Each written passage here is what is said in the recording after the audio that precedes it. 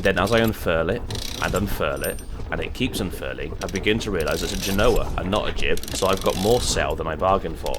Something else to sort out later with reefing marks on the furler line.